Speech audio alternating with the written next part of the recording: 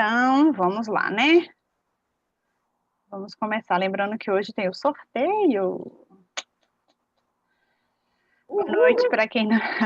Aí você se pronuncia, o povo se pronuncia, né? Ai, gente, que legal. Então, vamos lá. Nesse último encontro, eu reservei para a gente para comentar sobre algumas dicas de como a disciplina positiva pode ser aplicada na escola e na clínica, né, que são os nichos principais de aplicação da disciplina positiva, além do seio familiar. Devido ao fato de também a maioria de nós sermos da área ou pedagógica ou da área psicológica, né, então nossos ambientes são escola e clínica, então eu reservei algumas dicas, algumas ferramentas que são muito úteis nesses dois ambientes. Espero que vocês tirem bastante proveito de tudo, tá? Qualquer dúvida, podem perguntar, participem, podem me interromper no momento que precisarem, certo? Então, vamos lá. Inicialmente, né, quando surgiu a disciplina positiva, como não sei se vocês já sabem, acho que eu comentei no primeiro encontro, ela é derivada de uma proposta da psicologia adleriana, né? Adler, ele era contemporâneo, aluno, parceiro, sócio de Freud, e aí eles romperam porque Adler ia de encontro com algumas teorias da psicanálise, e ele foi para a área fenomenológica, né?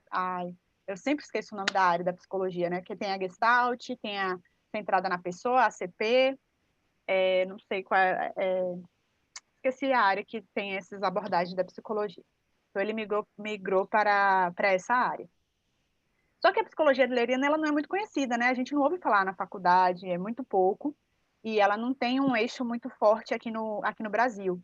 Mas, inclusive, acho que esse fim de semana passado, a gente teve um workshop da PDA. A PDA dá vários workshops para a gente, alguns são gratuitos, com John Sperry, que é um psicólogo americano, sobre aplicação da psicologia adleriana, né? Conceitos da psicologia adleriana na clínica. Foi muito rico, mas assim, achei muito semelhante à sistêmica misturado com a psicologia de Carl Rogers, né? A ACP. Mas, enfim, muito legal. E aí, baseado nisso, a disciplina positiva foi desenvolvida por Jane Nelson e ela começou a trabalhar ferramentas em que, se fossem aplicados os pressupostos, né, básicos de respeito, empatia, cooperação, gentileza. E aí, se a gente for olhar a dimensão da disciplina positiva, ela toma uma ótica, né, uma dimensão em que você pode aplicar qualquer tipo de relacionamento. Em qualquer ambiente, qualquer espaço de trabalho, de aprendizado, qualquer ambiente em que envolvam relacionamentos, a disciplina positiva pode ser aplicada. Tanto é que a Fernanda ali, ela trabalha a disciplina positiva como uma filosofia de vida. Tanto é que o site dela é Filosofia Positiva. Porque a disciplina positiva ela é aplicada em todos os tipos de relacionamento. O ser humano ele é baseado em relações, né? Nós somos seres sociais, então a gente se baseia em relações, baseado em relacionamentos. Então, é a base para uma filosofia de vida, para um pensamento de mundo. E aí a base da aplicação é com as famílias, né? Surgiu com a ideia de ser aplicada a famílias, depois foi migrando para o uso em casais, tem a disciplina positiva para casais, apesar de não ter, se eu não me engano, não tem nenhum, que eu conheça, nenhum livro específico de disciplina positiva para casais, mas está crescendo muito agora. A Maria Alice, ela é uma das trainees, ela vai dar um workshop sobre disciplina positiva para casais. As inscrições estão abertas, inclusive. Empresas também já está crescendo bastante o ramo da disciplina positiva para empresas. E o básico que a gente conhece, escolas e clínicas, né? As clínicas está surgindo agora também, não era tão disseminado assim, era mais para escolas, tanto é que tem o livro Disciplina Positiva para a Sala de Aula. As certificações, inclusive, também, elas eram voltadas ou para pais, tanto é que a certificação em disciplina positiva e orientação para pais e educadores.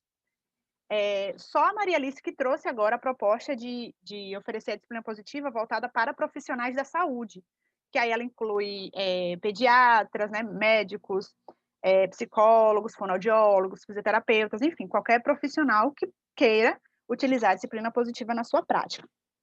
A certificação dela é voltada para profissionais, foi a que eu fiz.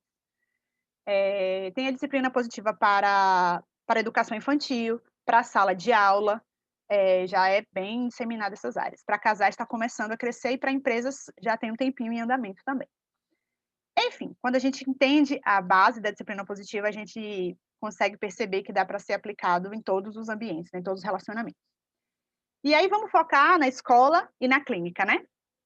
Focando um pouquinho na escola. Quais os princípios básicos que a disciplina positiva propõe que podem e devem ser usados na sala de aula? Eu separei alguns, que é respeito, empatia e cooperação.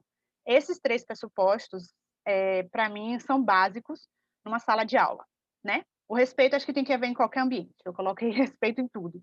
Eu acho que quando a gente tem respeito a si mesmo, ao ambiente que a gente está, ao ambiente no sentido físico mesmo, ao ambiente no sentido natural da natureza, o ambiente com as pessoas que estão naquele local, enfim, respeito a todas as formas de vida, de ser, de estar, de agir, e respeito principalmente a gente, né?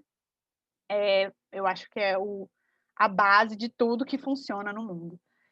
Em segundo lugar, empatia. Acho que muitas vezes na escola se perde um pouco essa ideia de empatia, né? Tanto nós, professores, quanto os alunos entre si, entre coordenadores e professores, e enfim, todos os relacionamentos, se perde um pouco a empatia.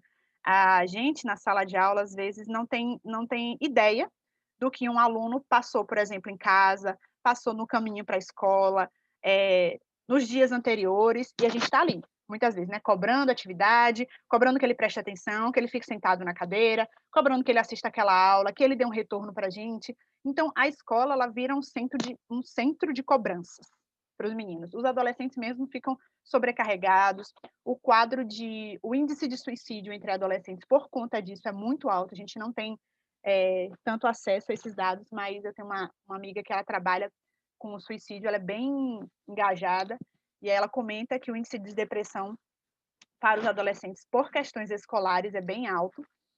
E a cooperação, né? A ideia da sala de aula, eu acho que o intuito central de uma escola é promover um ambiente de respeito e cooperação para que as crianças aprendam e desenvolvam essas habilidades para a vida. E, obviamente, dentro de uma escola, a gente tem que focar no aprendizado, que é o intuito, né, o cerne da funcionamento da escola, e o desenvolvimento, né? Então, professores, gestores, quem trabalha com escolares, tem que estar atento às questões de aprendizado, como a criança aprende, e ao desenvolvimento. É por isso que a gente estuda, né, eu comentei, inclusive, no primeiro encontro, sobre Piaget, a gente comenta sobre Vygotsky e sobre todos os autores básicos que falam sobre aprendizado. Estou até montando um curso, né? Eu, para quem não sabe, sou psicopedagoga e atuo como psicopedagoga já há alguns anos. Eu montei um curso sobre psicopedagogia positiva, porque assim, me preocupava, sabe? A minha função como psicopedagoga, a função do psicopedagogo é muito rígida, né? Quando a gente pega um livro de psicopedagogia, o livro é bem engessado, né? A maioria dos livros vem assim: sessão 1, você faz isso, tem até os testes, muito engessado. E eu nunca gostei muito disso, eu não gosto de nada muito rígido, sabe?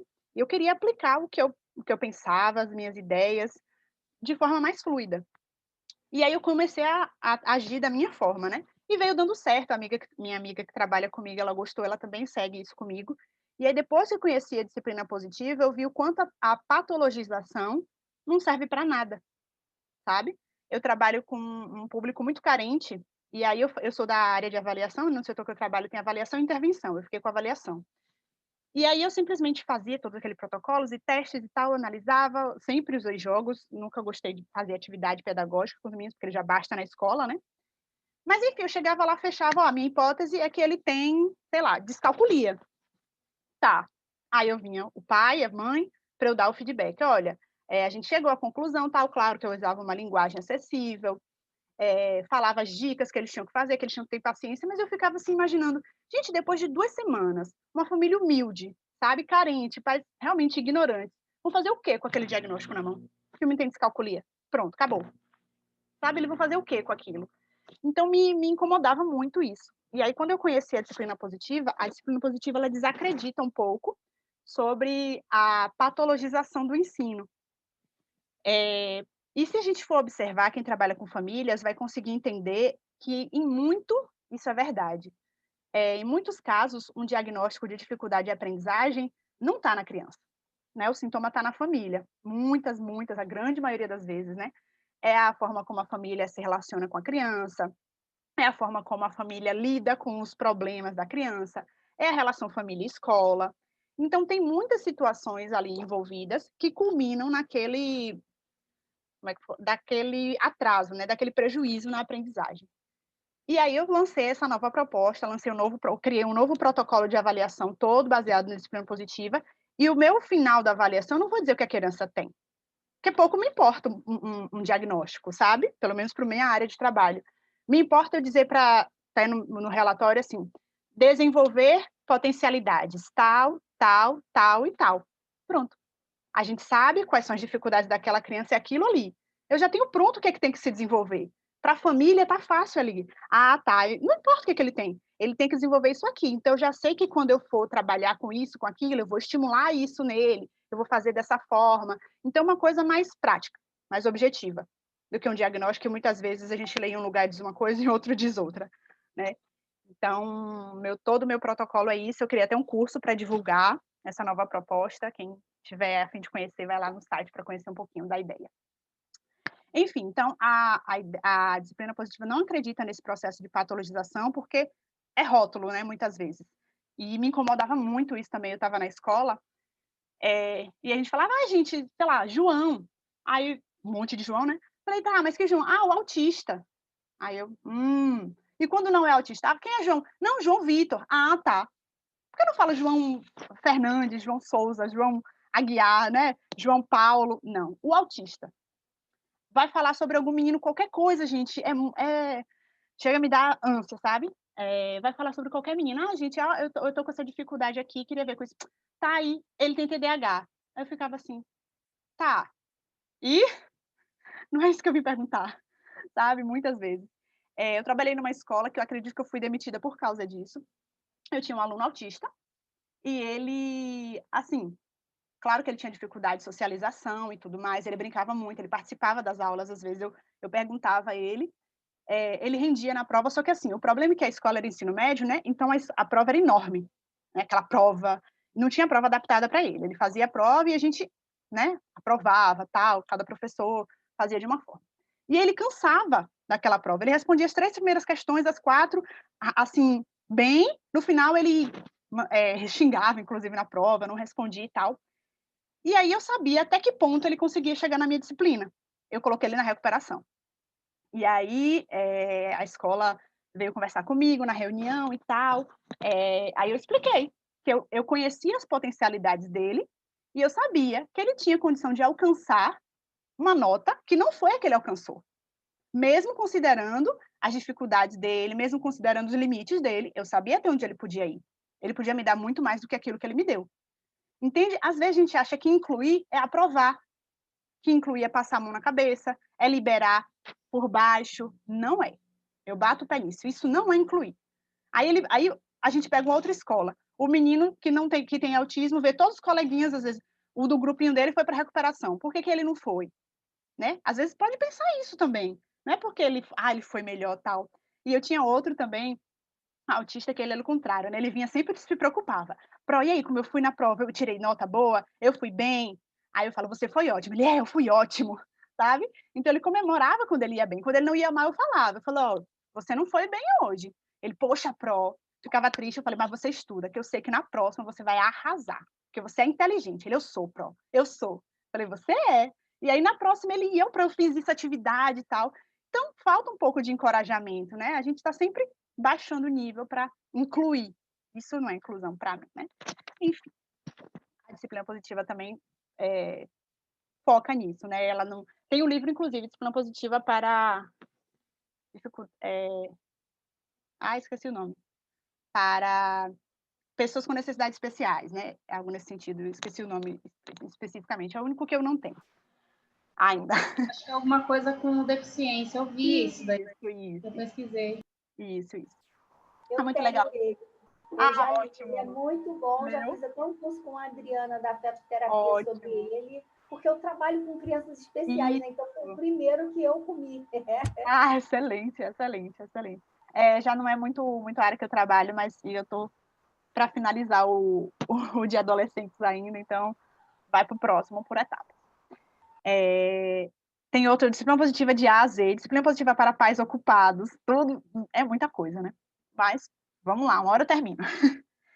E aí a gente tem as ferramentas para serem trabalhadas na sala de aula, que são as mais indicadas. Né? No livro tem inúmeras outras, eu coloquei só as que eu acho mais pertinentes, que eu acho mais legais. A reunião de classe, que segue a mesma proposta que eu falei para vocês no encontro de família, né, da reunião de família. Desculpa estar com 2 i's aqui, tá, gente? Um erro de digitação que eu faço tudo muito rápido. Então, a reunião de classe tem a mesma ideia, né? Você coloca os estudantes em círculo, propõe que cada um tenha o seu momento de falar e seja interessante que todos falem ao menos uma vez. Inicialmente, a gente chega com o processo de gratidão, né? Você agradece, você encoraja,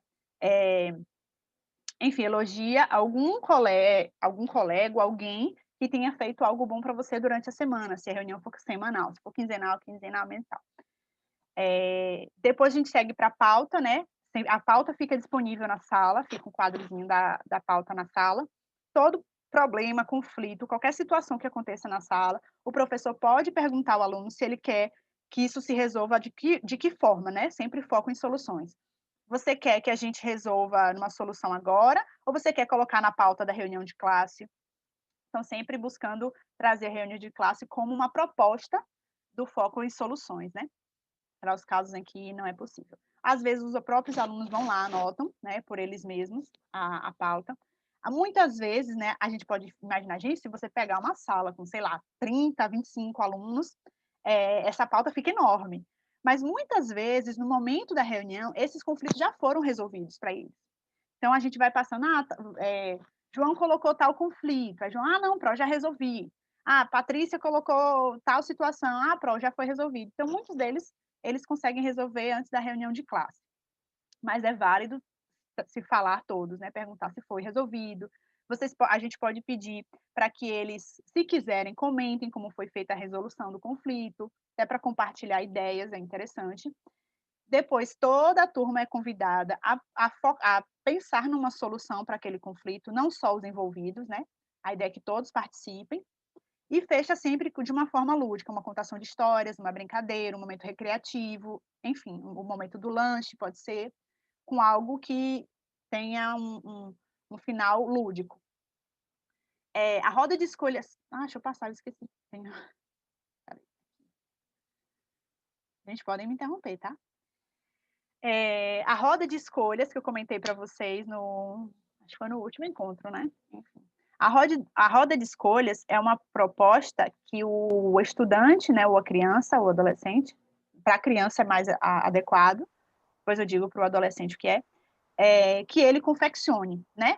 A gente pega algumas propostas existentes na disciplina positiva, muitas dessas propostas tem no baralho, no final do encontro eu vou mostrar melhor para vocês o baralho, mas está aqui, ó, por exemplo, roda de escolhas. Ela dá a dica de como fazer, aqui está dizendo, por exemplo, pense junto com as crianças em uma lista de possíveis soluções para problemas ou conflitos diários. Então, a gente pode ver coisas que acontecem rotineiramente na sala de aula, como conflitos, pensar em como solucionar. Eles vão dar as propostas e a gente monta a roda de escolha junto com eles. Então, sempre que aquele conflito acontecer, vocês perguntam para a criança, né? Você quer resolver de tal forma ou você quer escolher pela roda de escolhas, né? Sempre dando a possibilidade de escolha à criança. Quando o conflito acontecer, sugira a roda de escolha como para resolverem o problema. Então, a roda de escolha também fica visível e disponível na sala. É uma forma muito interessante. Tem a variação também, que é a roda de escolhas da raiva, que é para quando a criança está com raiva, quando ela tem algum acesso, né, de raiva, que é muito comum na educação infantil. Aí o professor convida a criança também para escolher na roda de escolhas da raiva o que fazer. Se ela quer tirar uma pausa positiva, se ela quer ir lanchar, se ela quer um abraço, se ela quer passear um pouquinho pela escola para se acalmar. Enfim, né, vários pontos que são também elaborados com a turma. É uma proposta muito legal também. O quadro de rotinas. A gente ouve muito falar, eu acho que é uma abordagem da TCC, se eu não me engano, o quadro de... Como é o nome? Quadro de atividades, quadro de recompensas. Alguém me ajuda aí? Michele, tu lembra? Minha memória tá péssima esse fim de ano. Sei que é uma ideia de um quadro também, né? Não seriam combinados? Combinados? Porque geralmente eles fazem bastante combinados, né? E regras também, né? Não. Esse é um quadro bem disseminado mesmo, mas acho que é quadro de recompensa. O pessoal vende, inclusive, né, para a criança montar e bota assim, escovar os dentes, se a criança cumprir, bota uma estrelinha, no final ganha um presente. Quadro de recompensas, alguma coisa assim. Como a gente já sabe, a disciplina positiva não gosta muito, né, dessa proposta de recompensas, exceto quando são crianças menores de 3 anos, tá? Recompensa, elogio funciona muito com crianças de 3 anos, que estão aprendendo, né? Então, com eles é aceitável. Mas com as crianças mais velhas, a gente tenta evitar. O quadro de rotina também é construído pela criança, ou quando a criança ainda não quer ou não tem habilidade para construir, a gente tira foto dela. Então, o quadro de rotinas é montado, por exemplo, como está aqui, e aí coloca de manhã, o que ela vai fazer? Primeiro, tal coisa, sempre em ordem cronológica, né? Cada coisa que se faz naquele dia. De manhã, tomar café, escovar os dentes. Com o passar do dia, se por algum motivo a criança esquecer, não cumprir, a gente não precisa estar cobrando, né? Lembrando, olha, agora você tem que fazer isso, é hora de tomar banho, vamos correr para o banho. Não, é só dizer, e agora? Está na hora do quê? O que é que a gente faz agora? Depois do café, tem que fazer o quê? Vamos olhar no quadro de rotinas? Você quer fazer agora? Você quer, sei lá, brincar um pouquinho e escova daqui a pouco? Tem que oferecer. Eu vi a moça que você indicou, pai, que ela fala muito isso. E eu gostei daquela questão do adolescente, que ela pegou e fez todo o parâmetro do bebê, criança e o adolescente. Falou assim, aí, velho, tem dinheiro aí? Ela é ótima, ela é ótima. Ela é uma figura. E os filhos dela participam, né? Acho engraçado isso. Ela bota eles na roda. Então, o quadro de rotinas, né, gente, é uma proposta muito interessante. Então, quando a gente começa eu acho massa isso, quando a gente começa a introduzir o quadro de rotinas, uma proposta de rotina com crianças pequenas, a gente consegue imaginar facilmente como se tornará fácil quando forem adolescentes. Né? A gente não precisa ficar mandando aquilo, já vai fazer parte do automático. A gente não vai precisar desprender tempo para brigar, para mandar, vai ser um pouco mais fácil, né? Não vamos imaginar que seja completamente. Cada família, cada adolescente é de um jeito. Outra proposta muito legal, que eu fiz, inclusive, eu trabalho com Fundamental 2 e Ensino Médio, né? Então, alguns dessas ferramentas não funcionam tão bem. E eu esqueci de falar. Para adolescentes, a gente sugere a cesta do baralho. Cesta da disciplina positiva. É a ideia da roda de escolhas, só que você pega o baralho. Você usa o baralho com os adolescentes. Não é porque uma rodinha para os adolescentes eles vão achar meio infantil. Mas com adolescentes você pode escolher algumas cartas, né? Deixar à disposição na sala de aula. E aí, quando surgir um conflito, vocês querem escolher o que fazer na sexta? Aí eles vão na sexta e escolhem uma carta para utilizar como resolução de conflito. Para eles é melhor do que a roda de escolhas, né? Coloridinha e tal. Voltando. É muito interessante a gente ter esse cantinho da calma em casa e na sala de aula, então, é mais interessante ainda. A Jane Nelson escreveu esse livro, O Espaço Mágico que Acalma. Não sei se vocês conhecem, já ouviram falar. É uma história infantil, é um livro infantil, que mostra a ideia desse menininho que ele sentia muita raiva sobre várias situações. Ele sentia raiva. E aí, ele se imaginou, se não me engano, eu só li uma vez, eu não tenho ele. Ele se imaginou, porque eu trabalho com adolescentes, então eu achei que não ia precisar comprar. Mas, enfim, ele imaginou que, quando estava com raiva, se imaginava indo para outro planeta, né? Viajando no universo, no foguete e tal. E aí ele conseguia começar a se acalmar. E aí, toda vez que ele ficava com raiva, a mãe convidava ele: você quer ir para o seu cantinho da calma? Ou, inicialmente, né, ele tinha descoberto esse espaço. E aí ele criou um cantinho, que é uma caixa, né, com um foguetezinho, só para não dar muito spoiler, em que toda vez que ele ia, ele se acalmava, porque ele se imaginava no universo, tal, viajando, e isso acalmava ele. Então, a proposta é que cada criança, quando está em casa, construa o seu cantinho da calma. Não é o cantinho do pensamento, não tem nada a ver com o cantinho do pensamento. O cantinho do pensamento, a criança é mandada para o cantinho do pensamento. É uma punição, é um castigo. O cantinho da calma, a criança é convidada a ir, ela vai se ela quiser. Quando a criança está com raiva, quando está triste, fazendo a birra, filho, você quer ir para o cantinho da calma, se acalmar um pouquinho? A criança decide se vai. O cantinho da calma é construído pela criança. Tem itens que ela gosta ali. Um tapete, uma almofada, uma cabaninha, eu coloquei um aqui, né? A mãe constrói junto com a criança. Lá dentro tem brinquedos que ela gosta, tem livros que ela gosta. Porque o objetivo do cantinho da calma é acalmar, não é punir.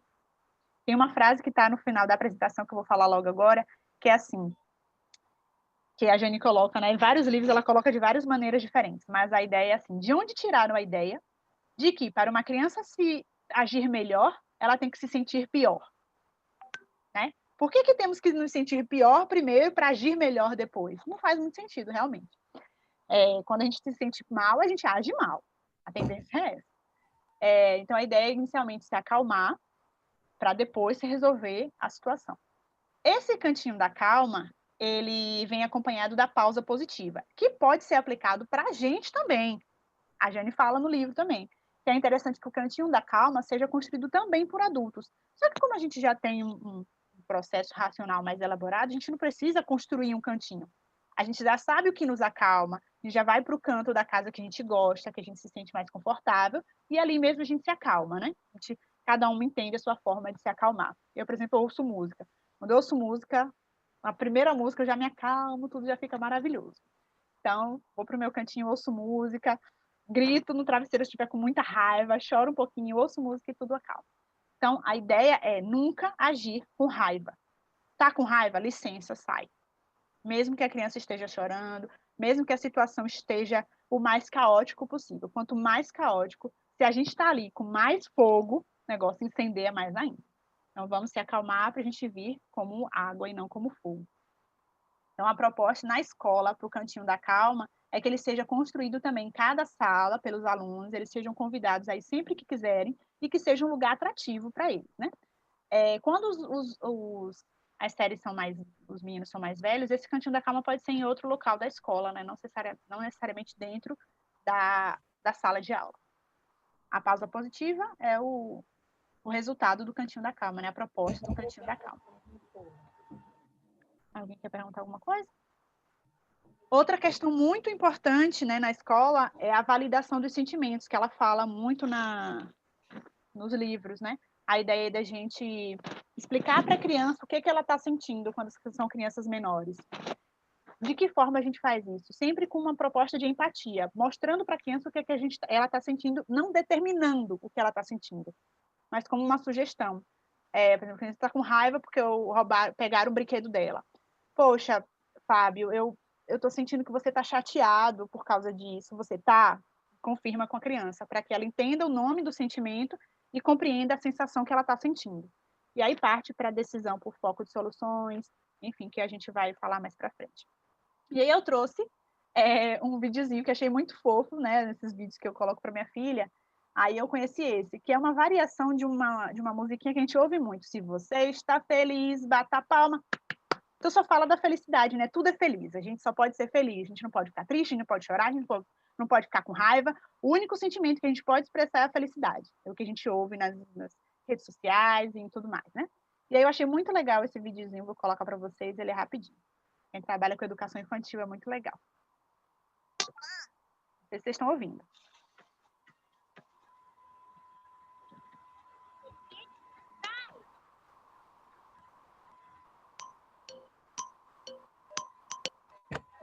Feliz, feliz.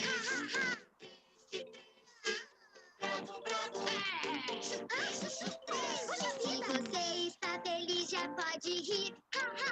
Se você está triste, vai chorar. Se está bravo, respire fundo. Se está surpreso, pode pular. Puxa vida! Sobe, assustado, envergonhado. Se fome, a barriga vai voltar. Fome! Se tem medo, os olhos vai cobrir. Ah, não! Se está envergonhado, se disfarce.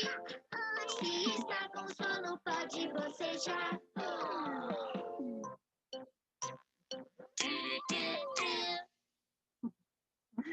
Muito bonitinho.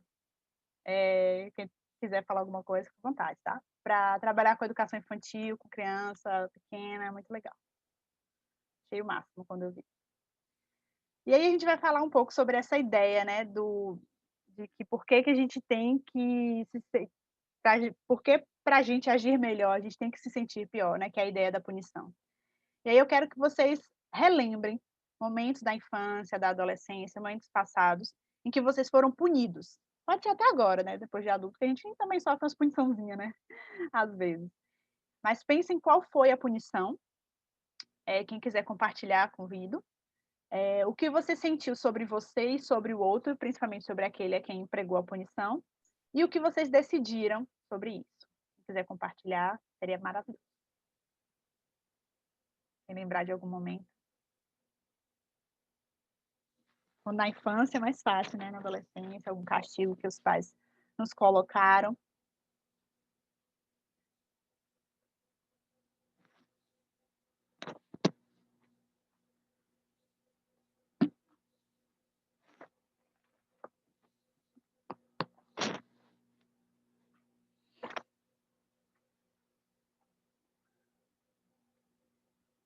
Ninguém lembra?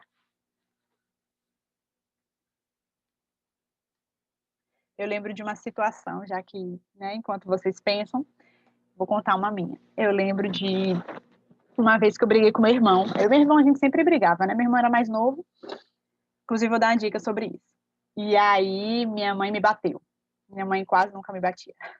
E ela me bateu e eu fui reclamar com a minha avó, porque eu fiquei com muita raiva dela. Então, a minha punição foi: a minha mãe me bateu, ela me batia na perna, com a mãozinha dela no dia. E eu fui chorar reclamando para minha avó porque ela me bateu, que eu estava com raiva dela, porque ela defendeu meu irmão. Então, na hora, o que eu senti? Eu senti que eu não era preferida, porque eu briguei com meu irmão e ela me bateu, então ela brigou comigo e ela preferia ele. Na minha ideia, era o que eu sentia no momento. Por isso eu fiquei com raiva dela, porque eu achava que ela não me amava o suficiente, só amava ele. E o que eu decidi, que eu fiquei com mais raiva dela e do meu irmão, que eu ia bater nele quando ela não estivesse por perto. Então, assim, eu me senti mal e o resultado da punição não foi produtivo, né? Eu lembro que minha avó falou assim, pé de galinha não mata pinto. Minha avó tinha uns ditados que até hoje eu fico viajando. Uns ditados assim, não sei se vocês têm, né? O pessoal do interior é muito comum falar essas coisas. Se varrer o pé não vai casar, se usar guarda-chuva dentro de casa não vai crescer. Aí minha avó falava, quando eu via alguma formiga, né, no açúcar em algum lugar, ela faz bem para a vista. E eu ficava, gente, como é isso, sabe? Minha avó aguçava a minha imaginação com essas anedotas dela. Mas, voltando. Por que eu contei esse momento? Claro que quando a gente está quando eu estava construindo a aula, eu pensei em vários momentos, né? Mas esse foi porque, para trazer uma outra ideia também da ferramenta de disciplina positiva para vocês, que é sobre sobre brigas entre irmãos ou entre alunos, estudantes e tal. A ideia é que a gente não se meta. Por quê? Porque sempre que a gente se intromete numa briga, seja entre colegas, seja entre irmãos, a gente tem que escolher um lado. Ou eles entendem que a gente está escolhendo um lado. E isso faz com que a gente desenvolva neles, o personagem, digamos assim, de vítima. Então, aquele é sempre a vítima, o coitadinho, e ele vai assumir esse papel durante muitas vezes. E o outro é o responsável, o brigão, o culpado e o que faz tudo errado, e o pimenta da relação.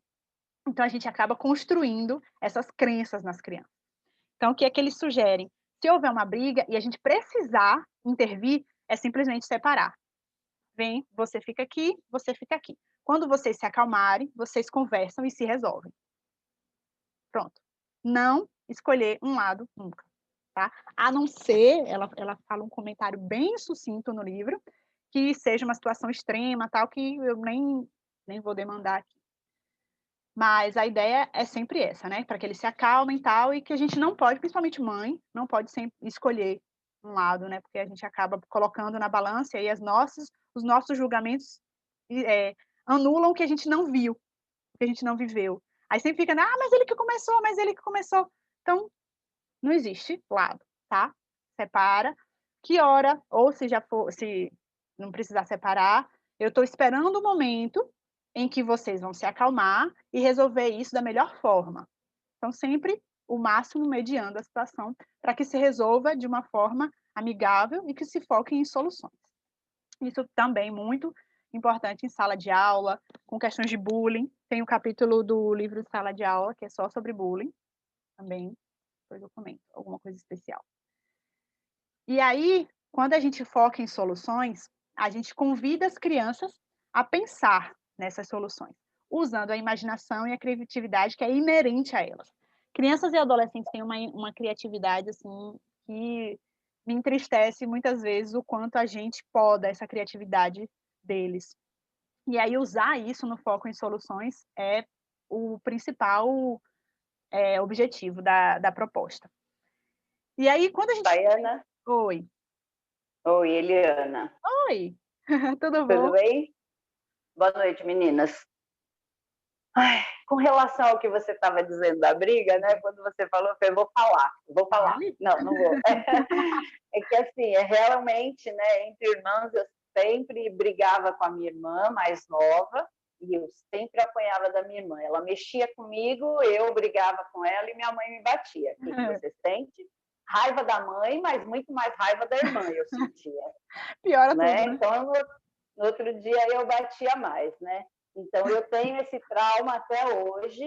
Eu sou traumatizada com o irmão mais novo, né? Aí, quando eu tive meus filhos, né? Eu tenho um casal. Quando o menino mais velho e a menina, eles começavam a brigar, eu falava, eu não vou defender ela, porque ela mexia, eu sabia, porque acontecia, a menina mexia comigo, a irmã mexia comigo, e quem apanhava era eu, né?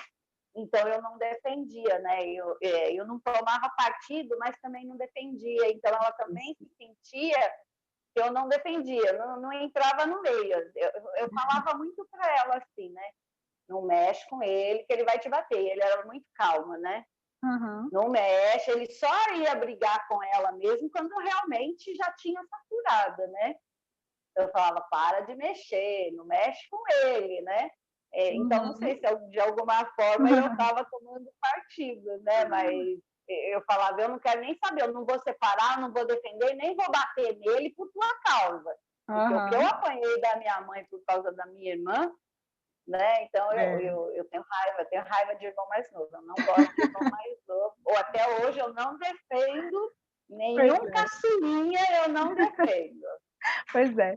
Não, isso gera um trauma na gente também, porque até hoje eu perturbo minha mãe. Eu digo que ela prefere meu irmão, o tempo todo. Ah, você só quer saber de neto. Ah, porque neto não quer, você não vai comprar. E eu tava brincando com ela aqui agora, que ela veio ficar com minha filha hoje. E aí ela falou, vamos comer um sushi depois? Eu falei, Vânia, vou ligar pra neto vir. Eu falei, tá, se neto não tiver, ninguém come sushi. Ela, que ciúme bobo. Então a gente às vezes alimenta, né, coisas nos filhos que muitas vezes não é a verdade. E aí, outra coisa que você falou, você diz, não mexe com ela, tal. Às vezes, nessa própria fala, eles já vão entendendo e interiorizando esse papel, sabe? De vítima, ela já sabe que quem começou foi ela, então ela já sabe, né? É tão difícil, mas é tudo treino, tá? A ideia, eu já falei em outros encontros também, é muito treino. A gente pega as ferramentas, bota no racional e vai treinando, vai treinando. Eu até hoje treino, de vez em quando dá os escorregões, né? Acontece. É o cérebro primitivo agindo. Mas vamos lá. O foco em soluções, eles têm esses 4 pontos, né? As regras que são determinadas no livro. Elas têm que ser respeitosas, relacionadas, razoáveis e úteis. Então, sempre que a gente tiver um conflito e for pensar em soluções, a gente preenche esse checklist com as crianças. Essa solução encontrada, ela é respeitosa? Ela é relacionada ao conflito, ao mau comportamento, à situação que gerou a necessidade dessa solução? Ela é razoável, porque muitas vezes a gente propõe uma solução que sei lá, gasta grana, é uma solução que demanda tempo, uma situação mais insustentável. Então, ela é razoável e ela é útil, ela vai trazer um aprendizado, isso eu acho mais importante, mais interessante. O úteis é o mais legal para mim, né? Então, a ideia é que essa solução traga um aprendizado, que desenvolva uma habilidade de vida. Então, quando a gente for pensar no foco em solução para a nossa vida, aqui fica a dica para tudo, tá? Às vezes a gente tem vários problemas, vários conflitos aí na vida. Vamos focar em soluções, vamos pensar em soluções. Elas são respeitosas, relacionadas, razoáveis e úteis. É ela. Deixa eu subir aqui. Gente, fiquem à vontade para compartilhar o que quiserem, tá?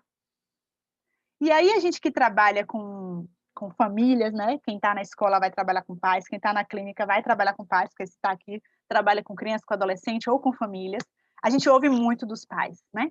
Ah, mas nada funciona com meu filho. Ai, mas eu já fiz de tudo. Ai, mas ele tem tudo e não dá valor. São essas crenças que os pais trazem que fazem com que a nossa proposta já esteja fadada ao fracasso. Não já ouviram muitos pais falarem isso? Se vocês tiverem mais frases aqui, essas foram as que eu consegui pensar, mas eu sei que tem muitas outras. Quem quiser colocar frases que os pais falam, tá? Estão convidados a acrescentar aqui. E aí a ideia é que a gente convide esses pais desacreditados, né? Que têm essas crenças equivocadas de que nada funciona, de que nada vai dar certo, que ele já tentou de tudo, de que, na verdade, ele não tentou tudo. Que a nossa proposta é justamente trazer algo novo, né? Então, a gente, de forma gentil e firme, trazer aos pais que a gente está trazendo uma nova proposta e que a gente só pede que ele tente durante um período de tempo. Ó, né? Se a gente estiver na escola, a gente estiver na clínica, existe um conflito, existe uma demanda, a gente vai focar naquela solução. Então, a gente vai trazer ferramentas para essa família para focar naquela solução. A gente apresenta as ferramentas, muitos pais vão dizer tudo isso aí, e aí a nossa proposta é, eu estou só te trazendo uma nova proposta. Você quer tentar? Você está convidado a tentar. Daqui a algum tempo, a gente conversa de novo, vamos ver se funcionou. Então, você traz um desafio, né, para a família, uma proposta, uma sugestão, e pede que eles tentem. Um exemplo, né? A gente conversou, eu fui convidada, né, pela coordenação da escola que eu trabalho, para participar de uma reunião com determinada mãe e pai de um adolescente lá. Eu não me lembro nem por que me chamaram para participar. Devia ter alguma coisa a ver com a minha disciplina. E aí, falando e tal, e eu me lembro especificamente da frase do pai. Eu já tirei celular, eu já tirei videogame, já tirei até do judô que ele gostava, disse que ele não ia mais fazer o judô. Não deixa ficar no computador até mais tarde, já fiz isso, já fiz... Não adianta, ele não estuda pro. Eu não sei o que eu faço. Aí eu falei, porque alguma coisa deve estar errada. Eu não conhecia a disciplina positiva na época, né? Mas eu só consegui pensar isso. Cara, se você já tentou tudo e não funcionou, é porque tá fazendo errado. É porque realmente não funciona. Então, tirar não vai resolver, né? Às vezes a gente acha porque funcionou uma vez. Porque a gente já aprendeu que a punição, a recompensa, funciona a curto prazo. Na primeira vez, na segunda vez, pode até funcionar. Depois, não vai funcionar. Porque para que aquele comportamento cesse ou continue, se for um bom comportamento, a gente quer que continue, se for um mau comportamento, a gente quer que cesse, a recompensa e a punição tem que acontecer todas as vezes. Todas as vezes. E aí, todas as vezes que tiver prova, vai tirar o celular, sabe? Me vai estudar para ter o celular de volta. Não é essa a ideia. Então, a gente tem que trazer uma visão nova para os pais. Fale, Mívia, que você abriu o microfone. Não, é porque, assim, eu estou pensando, assim, o quanto que esses pais também carregam muito a história, né? Porque se você for pensar no modo geral, assim, antes, para você ter uma boa carreira, ser bem quisto, você tinha que ter um diploma, por exemplo, né? Uhum. Então, é um passaporte para que você seja bem visto, né? E hoje em dia mudou-se as configurações, não existe mais esse tempo, né, que já passou. Hoje em dia tem uma nova geração, uma nova dinâmica, e os pais não estão entendendo nada. Que a criança, ela aprende com a experimentação, né? Uhum. Até no curso da criatividade que você indicou, é uma coisa que eles falam bastante, né? Supervisionar, mas deixar a criança experimentar. Uhum. Que os pais fazem, né? Deixa a criança ter responsabilidade, mas sempre ali. Então, eu imagino que eu quero saber por que, né? Você não quer fazer. Fala para mim, provoca a criança, desafia a criança, porque é isso, eles querem ser desafiados, é isso que você falou agora. Sim. E eu acho que os pais não estão entendendo nada do que está acontecendo. Estão exigindo uma coisa que é conteúdo, conteúdo, conteúdo, mas estão esquecendo que tem uma criança ali que não tem maturidade, estão se esquecendo que eles passaram também por isso. Então, esquecendo da mensagem, né? Que ela tem Não que ser se coloca no principal. lugar. Eu estou vendo bastante isso agora, né? Que eu peguei esse último estágio que eu peguei foi escolar. E aí a gente vê muito esses problemas, sabe? Do pai falar assim, eu não entendo porque que ele não quer estudar. Aí eu fico olhando assim, pensando, meu, se nem eu tenho disciplina às vezes aqui, sabe? Dá vontade de falar para o pai, se nem eu, né? Eu tenho que ficar aqui na aula, mas nem eu às vezes quero ficar. Então é uma questão da pessoa se colocar no lugar do outro, que não é uma coisa que eles fazem. Né? Eu tinha um pensamento, tá? Antes de fazer a psicologia, de que meu filho, eu precisava me colocar no lugar do meu filho, sabe? Precisava olhar para ele assim e falar assim, e aí, o que você acha? Vamos assistir qual desenho? Né? Então, a gente sempre foi muito assim, eu e ele, né? Mas, às vezes, nem todo mundo é assim, né? Eu posso errar em alguns momentos, mas eu sei que eu acerto em outros. Então, eu acho que eu estou indo bem. Tá indo bem. Tá excelente. Você não tem muito conflito, tá excelente. Teve um caso de uma ex-aluna minha, ela veio aqui quando minha filha nasceu, veio conhecer e tal, e aí ela me contou o caso do irmão dela. O irmão dela tinha entrado no ensino médio, né, adolescente, era primeiro ou segundo ano, ele não gostava de estudar, não queria estudar, pediu ao pai para sair da escola e fazer CPA. E o pai brigava que não, que você tem que estudar, que tem que estudar, que tem que fazer faculdade, né, aquela coisa dos pais, precisa, precisa, precisa, e o menino revoltado e brigava, era aquele conflito todo dia na escola, até que um dia parou. O menino não brigou mais, ficou acho que 1 mês ou 2 meses sem reclamar que não queria estudar, sem conflito dentro de casa. Os pais acharam que tinha se resolvido, né? Tinha acontecido alguma coisa, que ele tinha melhorado, tinha decidido estudar, devia ser, enfim. O menino, na verdade, durante esse tempo, estava coletando todas as informações possíveis para convencer os pais a sair da escola. Ele calculou o quanto o pai gastaria nos 3 anos de ensino médio pagando a escola, em vão, porque ele não queria estudar. Ele calculou o tempo de prova do CPA, que ele faria o CPA e depois entraria numa faculdade particular, porque no momento ele queria trabalhar, queria, né? Enfim, não queria estudar. O quanto o pai iria perder, né, mantendo ele na escola, e o quanto o pai iria ganhar se ele saísse da escola. Ele argumentou fatos, ele pegou na internet, pesquisou fatos de pessoas que tinham feito CPA, tinham largado a escola e tinham sido bem-sucedidos. Enfim, criou todo um portfólio para integrar os pais para sair da escola. E aí os pais não tiveram mais argumento, né? Tá bom. Então tá, você sai da escola. Não saiu da escola, o pai tirou da escola, fez CPA, ficou trabalhando na empresa da família, não sei fazendo o quê, porque ele não queria. Aí depois cresceu, atingiu uma certa maturidade, estudou, fez administração e hoje tá trabalhando, né? Eu acho que é uma questão de maturidade também, né, Thay? Porque o meu filho, ele vivia falando para mim antes, né? Aí eu falei assim, Igor, você não é definido por uma nota, né? Eu quero que você estude de acordo com as suas possibilidades, né? As suas limitações. E aí eu comecei a ver uma melhora nele, nessa questão de eu estar apoiando ele, né? Mas também, ao mesmo tempo, fazendo aquilo que você falou. Eu te amo, por isso que eu vou te dizer não. Porque tem momentos que eles pegam a gente e falam assim, porque eu não quero estudar, não sei o quê. Eu falei, Igor, eu te amo muito, mas eu vou continuar com você na escola. Isso, claro. Então, eu acho que é uma coisa que é verdade mesmo, né? A gente acaba falando para eles que, não vou desistir de você. Você vai continuar estudando, né? Porque é o certo. Minha mãe manteve ali né? Eu também não gostava de estudar. Eu penso assim, né? Não gostava de estudar, mas é uma questão de maturidade, porque depois de anos é que eu vinha fazer a primeira faculdade, que foi administração, e agora a segunda. Então, eu acho que é uma questão de maturidade, sim, que nem você falou. Exatamente, excelente. Meu irmão também é um exemplo disso, ele não gostava de estudar, filava aula, eu contava para minha mãe estava pagando cursinho para vestibular caro para ele ficava filando aula para namorar. Eu falei, minha mãe, ele não quer nada, você está pagando à toa, e que não sei o que, e tal, tal, tal. Nunca gostou de estudar de verdade, fez aí, enfim, em determinado momento, ele decidiu fazer uma faculdade particular de Direito, porque alguém influenciou, o pessoal da família, eu acho, influenciou, disse para ele que era legal, tal, ele fez. Hoje ele é apaixonado pela profissão, estuda como eu nunca vi, acho que estuda talvez mais focado do que eu. Assim a gente fica, meu Deus, quem é ele? Quem era fulano, sabe? De tanto que ele está estudando. Então é uma questão muito, muito de maturidade, de confiança, de dar esse voto de confiança nos filhos também. Excelente.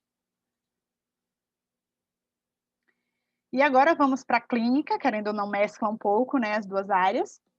Os princípios necessários na clínica, respeito e empatia em todos, e gentileza, né? A gente está lidando com clientes agora, então acho que a questão da gentileza, da educação é fundamental. Principalmente porque a gente vai lidar também com famílias que trazem demandas, trazem conflitos, vêm com uma carga emocional muito abalada, muitas vezes, cansados, pais que já tentaram de tudo, né, como eles dizem, que estão à beira de desistir da situação, porque é muito difícil realmente, né, a gente olhar para si. Eu comecei a me olhar depois que eu entrei na psicologia, mas é muito difícil, às vezes a gente não quer enxergar coisas que estão gritando ali na mente, a gente prefere não ver. Então, quando a gente vai lidar com pessoas num contexto clínico, né, a gentileza e a empatia, em primeiro lugar. Uma coisa interessante também, quando a gente trabalha com famílias e com adolescentes, principalmente criança, nem se fala, eu gosto muito e tem funcionado bastante na minha prática, nunca recebi nenhuma crítica com relação a isso, é o bom humor e a compreensão. Compreensão porque muitas vezes, né, eu sempre reclamei com quem fazia isso, eu nunca fui de criticar as pessoas, eu sempre evitei. E aí meu marido brigava comigo, que ele vinha, né, às vezes desabafando, falando mal de alguma coisa, e aí eu era tipo a advogada do diabo, né? Ele, você sempre tá defendendo o outro. Eu falei, não tô defendendo. Eu tô trazendo que às vezes pode ter acontecido isso, sabe? Aí ele reclama, cara, o cara me fechou no trânsito. Com raiva, eu falei, velho, às vezes ele tá com dor de barriga. Precisava correr para ir para casa. A mulher, aí quando a gente tá indo para algum lugar, que alguém corta, alguém passa em velocidade, ele xinga o cara, eu falo, às vezes a mulher tá parindo agora, ele tem que correr. Então eu sou desse tipo, sabe? Eu sempre fui assim. Então isso, quando eu trago para a minha área profissional, é muito mais interessante, porque a gente não sabe o contexto em que cada pessoa vive, né? A gente não sabe o que gerou aquilo ali, às vezes é uma mágoa tão profunda que a pessoa não consegue enxergar como está agindo. É muito comum isso nas famílias. Tem uma dinâmica, inclusive, que a gente usa pouco, que é a dinâmica chamada na selva, que ela ativa a criança interior, ela resgata lembranças, digamos assim, pesadas da nossa infância. E aí é muito comum as pessoas chorarem, tal, porque você vê o quanto o peso daquela mágoa, daquele trauma que ficou na infância reflete em quem os pais são hoje, né? É muito comum a gente ouvir pais, eu quero ser para o meu filho o que meu pai não foi para mim. E aí é nesse ponto que às vezes eles se tornam permissivos demais, ou autoritários demais. Gente que teve pais negligentes passam a querer dar muito amor aos filhos, esquecem da firmeza. E, enfim, né? Então, a ideia de compreensão é fundamental quando a gente vai trabalhar com pessoas, não falo nem famílias, né? Mas com pessoas. O bom humor é um outro que eu ia falar sobre ele, né? E aí mudei o caminho. O bom humor é um ponto que eu acho fundamental quando a gente vai lidar com pessoas, de modo geral, sabe? Quando a gente está na clínica, a gente traz pessoas com uma carga emocional muito pesada. E eu não sei agir. Eu comentava com o meu professor de estágio que a gente tem essa ideia de que o psicólogo é uma pessoa muito rígida, muito séria, não vai expressar emoção quando você fala alguma coisa, né? A ideia que eu tinha e que eu vejo, né, muitas vezes é assim. Só que eu não consigo ser assim, sabe? Eu sou bem-humorada. Eu ficava, professor, se o meu cliente sorrir para mim, eu vou poder sorrir. Se ele contar alguma coisa engraçada, eu vou poder rir. Aí a sorte é que eu encontrei uma abordagem que me permitia isso, né? Porque tem algumas que não permitem. Aí ele, claro que sim, porque na sistêmica, que é a minha abordagem, a gente constrói a narrativa junto com o cliente. Então a gente não está num patamar superior, a gente está num patamar de igualdade. A gente está ali junto com o cliente, então é uma relação dialética. Então, claro, se ele contar alguma coisa que seja engraçada e que ele sorria também com você. Rapidinho, gente. O quê?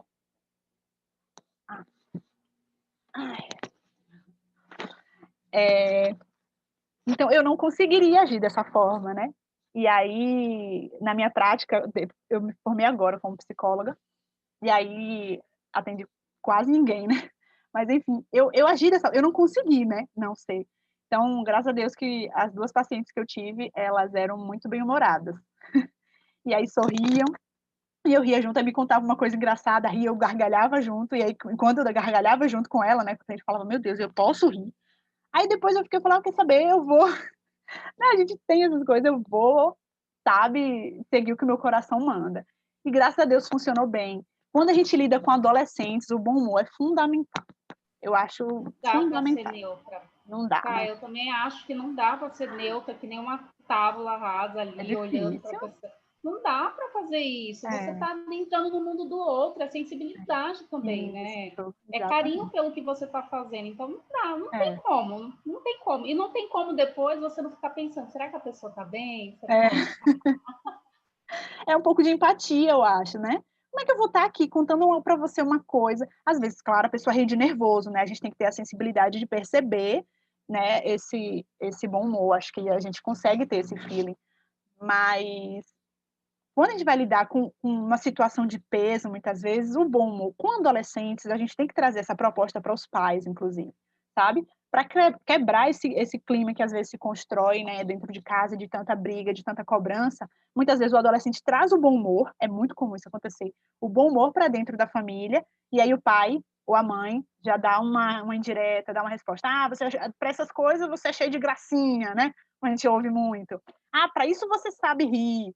E aí, poxa, vai quebrando, sabe, a felicidade, digamos assim, o vício dos adolescentes. Então, o bom humor, para mim, tem que estar presente em todas as relações. Eu tento manter isso sempre.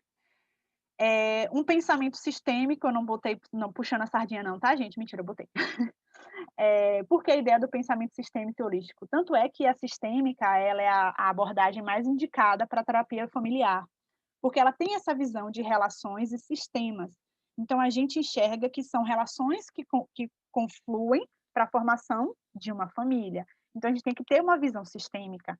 Se tem um problema entre o pai e o filho, a gente não pode focar só naquilo. Existe uma mãe ali, existe um irmão ali, existe uma tia que mora junto, que de alguma forma ou de outra, menos ou mais, vão estar participando daquele conflito, né? De alguma forma. Então, a gente tem que ter essa visão mais holística, né? Sobre a situação. E a ideia também... Fale. Desculpa, Thay. É que eu pensei agora, quando eu estava estudando, né, a família sistêmica, aí, conforme ele foi explicando e a gente foi lendo também as coisas que tinha para ler, eu fui entendendo mais ou menos assim. Eu fiz até uma analogia, muito parecida com quando você sai da barriga da mamãe, né? Nossa, você sai para o mundo, não é igual, né? A mãe fica naquele negócio, não, a gente é um só, né? Como assim, né? Você saiu daqui. E a mesma coisa acontece na adolescência, porque a adolescência é como se estivesse saindo da barriga da família, e aí a pessoa não entende isso. Verdade. Né? Como que o adolescente vai sair daquela redoma da família e vai conhecer. Então, eu vejo muito isso na família sistêmica, né? Excelente. É um segundo nascimento, né? O primeiro sai de dentro do corpo, o segundo sai de dentro da família. Muito bom, excelente. E se a gente for comparar, é bem semelhante mesmo, né? Por exemplo, a criança, assim que ela nasce, ela chora, ela não se sente confortável nos ambientes, e aí depois ela vai ganhando espaço. A ideia é muito interessante, né?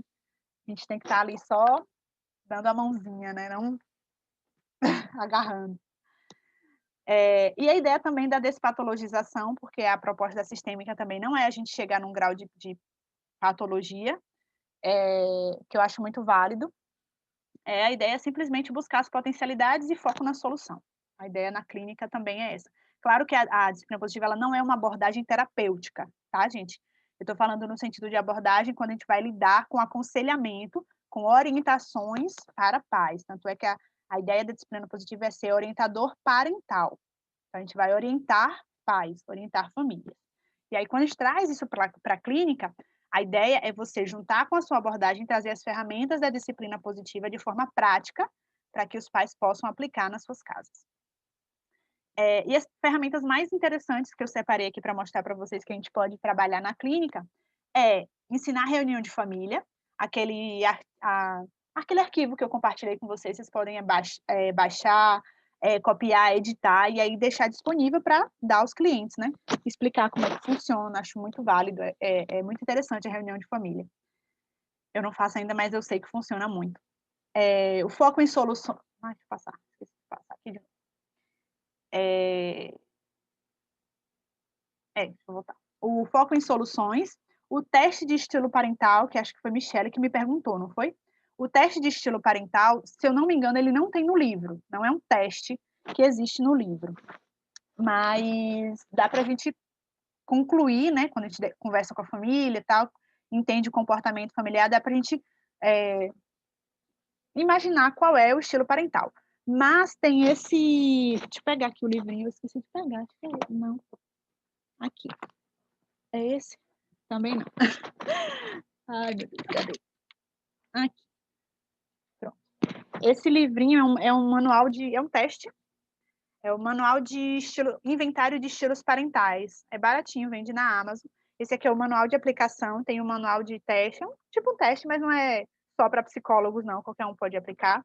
E você faz a descoberta dos estilos parentais.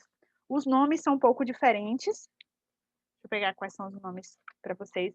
Tem monitoria positiva, comportamento moral, punição inconsistente, negligência, disciplina relaxada, monitoria negativa e abuso físico. Então, quando a gente consegue juntar alguns deles, dá os 4 estilos que a disciplina positiva, né, apresenta. Então, é de Gomide, acho que é 2006, se eu não botei errado, ou é 2016? 2000 e... Ai, meu Deus do céu. 2014, tá aqui, mas não é de 2014, não. É 2006 ou é 2016. Deve ser 2014, eu botei errado. Enfim, Gomide, tá? É inventário de estilos parentais. É um teste. O Top Card também, que foi aquele testezinho que a gente fez, ele é bem simples, ele é interessante para a gente trabalhar com os pais, como os pais agem e o que eles estão desenvolvendo nos filhos, que é o Top Card. Tá lá o quadro, também já coloquei disponível para vocês em PDF, para vocês analisarem melhor. Ele é muito interessante para trazer na clínica, porque ele traz uma visão, um autoconhecimento, e traz também, né, como esse comportamento, esse autoconhecimento sai, né, para atingir os outros. Então, acho muito interessante trabalhar o Top Card na clínica. E aí, quando tem existência de conflitos, né, geralmente a família vai buscar a terapia por uma existência de conflitos, a gente sugere esses 2 passos aqui.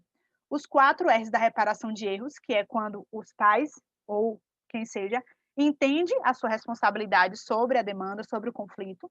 Então, a gente vai tentar reparar esse erro, primeiro reconhecendo o erro, né, dizendo, eu reconheço que eu errei. E é muito importante que os pais aprendam a pedir desculpa aos filhos, que isso é muito raro, né? Antigamente era mais raro ainda, eu nunca saiu da boca do meu pai um desculpa, nunca, nem para mim, nem para minha mãe, nem para ninguém na minha família. Minha mãe também nunca vi pedindo desculpa para a gente, então para mim é muito difícil pedir desculpas, muito difícil. Eu trabalhei muito com meu marido, a gente brigava, eu não pedia desculpa.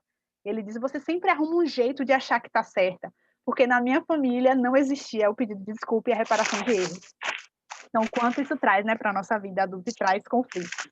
Eu fui aprendendo com ele e depois agora com a disciplina positiva, com a psicologia. Então, reconhecer. Fale, amor. Eu tenho ele aqui, nunca usei. E aí agora ele vai. vem com 4... a folha de respostas. Inventário materno, inventário paterno. Isso, e dos filhos. Inventário de autoaplicação e folha de resposta. Isso. Agora eu vou estudar ele para aplicar. Ótimo. Ele é bem simplesinho de aplicar. E vende separado, vende na Amazon. Aqui, por exemplo, é só o teste. Deixa eu mostrar para vocês, né? Ele tem todo o para práticas paternas, práticas... É só um questionáriozinho assim. Deixa eu ver se vocês estão vendo. Deixa eu me ver aqui. Tá vendo? Um formuláriozinho que vocês vão preenchendo. Assim, bem simplesinho. Então, eu imagino que só com ele aqui já dá para aplicar. Mas tem a folha de resposta, né? Como a Eliana mostrou. Enfim, voltando, né? Os 4 R's da reparação de erros, então a gente tem que ter o reconhecimento de que erramos, se responsabilizar pela nossa parte, né, na demanda. Se existe um conflito, o conflito não parte de uma pessoa só. Eu sempre costumo dizer isso, né? Se existe uma briga, se tem 2 lados, tem 2 culpados, né? De alguma forma, os 2 são culpados. Tem um ditado que fala, um só não briga, uma pessoa só não é briga, alguma coisa assim. E aí a gente tem que ter a responsabilidade, né? A nossa responsabilidade sobre a situação, então transparecer, né? E mostrar para a pessoa que a gente assume essa responsabilidade. Se reconciliar, pedir desculpas, dizer que sente muito, que, enfim, que vai agir de outra forma, que vai tentar pensar em soluções e tal, e resolver, que é o foco em soluções mesmo. Os 4 passos para conseguir cooperação eu acho maravilhoso, é muito válido quando a gente trabalha com crianças, né? É uma dica muito boa para os pais. Eu já falei para vocês no encontro da infância E é quando a gente brigou com a criança, ou quando a criança não está querendo cooperar, está muito chateada, está fazendo birra, ou alguma situação conflituosa existiu ali. Então, são os 4 passos. Primeiro passo, expressar compreensão pelos sentimentos da criança, é a questão de validar os sentimentos, a alfabetização emocional, mostrar para a criança o que é que ela está sentindo, né? Confirmar se é isso que ela está sentindo, mostrar empatia, sem mostrar concordância, né? Demonstrar que entende que ela está se sentindo assim, tal, por causa disso e daquilo, compartilhar seus sentimentos e percepções. É interessante que nessa parte a gente convida a empatia da criança. A gente traz para a criança uma experiência que a gente sofreu que foi semelhante. Tipo, filho, quando eu era da sua idade, mamãe também ficou muito chateada porque a vovó não quis comprar um brinquedo para mim naquele dia. Eu me lembro que eu fiquei muito triste. E não usar o mais, evitem usar o mais. E eu me lembro que eu fiz isso e tal. E aí convidar a criança para pensar em uma solução juntos, né? O que é que você acha que a gente pode fazer agora para solucionar? Aí a criança pode dizer, você pode comprar meu brinquedo amanhã. Aí, tá bom, mas eu acho que a mamãe não consegue, né, um exemplo, mamãe não consegue comprar o brinquedo amanhã. Será que a gente pode esperar até o seu aniversário? Né? E aí vai mediando com a criança criar uma situação de resolução. E é engraçado, né, que quando a gente já chega nesse segundo passo aqui, mostrar empatia, às vezes a criança já está se abrindo para você. Ela já está aceitando, né, um diálogo, um abraço, uma aproximação. No terceiro, a criança já está focada em você. Né? Quando você começa a mostrar da sua história, você mostra para a criança que você é igual a ela. Essa questão de identificação, para mim, é muito forte. Então, quando a gente se identifica com outra, a criança entende que você se identifica com ela, que você passou pelas mesmas situações que ela, aí, às vezes, a raiva que tinha, a tristeza já vai abrandando. E no quarto passo, a criança já está mais racional, né? Menos emotiva, para pensar numa solução de forma eficaz. É muito legal os 4 passos para conseguir cooperação. Esse daqui, 4 passos, está no livro amarelo. Esse está no livro amarelo. E esse 4R da reparação de erros está no livro de adolescência. É no capítulo 4. E esse aqui é logo no primeiro capítulo. O 4 passos para conseguir cooperação. E o baralho. Vou mostrar para vocês o baralho e a gente vai fazer o sorteio daqui a pouco. Então, gente, como eu falei, o baralho, ele é enorme. São 52 cartas, 53 cartas, porque tem uma carta que é só tipo de propaganda, né? Mostra só o livrinho. E aqui é outra de referência biográfica. Essa daqui que é a carta inicial, que mostra os 5 pilares da disciplina positiva. É um legal. Ajuda no desenvolvimento da autoestima das crianças, estimula o respeito e o encorajamento. É eficaz em longo prazo. Considero que a criança está pensando, sentindo, aprendendo e decidindo sobre si mesma e o seu mundo, e o que fazer no futuro para sobreviver ou prosperar. Ensina importantes habilidades sociais e de vida, respeito, preocupação com os outros, resolução de problemas e cooperação, como também habilidades para contribuir em casa, na escola e na comunidade. E 5, convida as crianças a descobrir o quão capazes elas são. Encoraja o uso construtivo do poder pessoal e autonomia. Eu vou até fazer um vídeo sobre Moana, não sei se vocês me seguem na rede social, mas eu percebi, Moana fala muito sobre isso, sobre encorajamento. Tem um ponto em Moana que é muito legal, que é uma das ideias também da disciplina positiva, está no baralho, que é a ideia de que você só é responsável por si mesmo, né? E aí, o objetivo de Moana, não sei se vocês já assistiram, é que ela fala assim o tempo inteiro. Eu sou Moana de Motonui.